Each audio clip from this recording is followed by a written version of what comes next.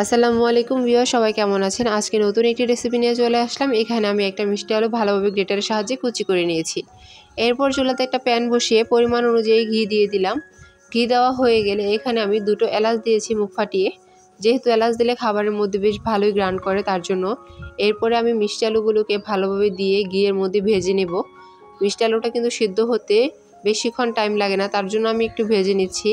এরপর আমি আমার বাচ্চার চাহিদা অনুযায়ী পরিমাণ অনুযায়ী এখানে সুজি দিয়ে দিব। এরপর আমি এখানে ছোট চামচের 2 চামচ সুজি দিয়ে দিচ্ছি। আপনারা আপনাদের বাচ্চার চাহিদা অনুযায়ী এখানে সুজিটা ইউজ করবেন।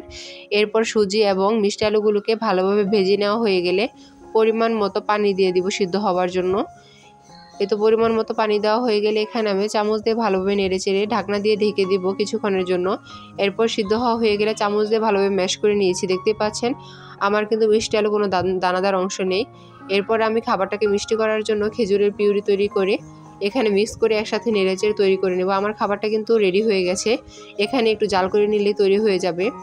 এই তো দেখতেই পাচ্ছেন আমার খাবারটাকে আমি এখানে রেডি করে একটা বাটিতে ঢেলে নিয়েছি। দেখতেই পাচ্ছেন খাবারের ঘনত্বটা কীরকম এসেছে। ভিডিওটি ভালো লাগলে সবাই চ্যানেলটা সাবস্ক্রাইব করে দেবেন। আসসালামু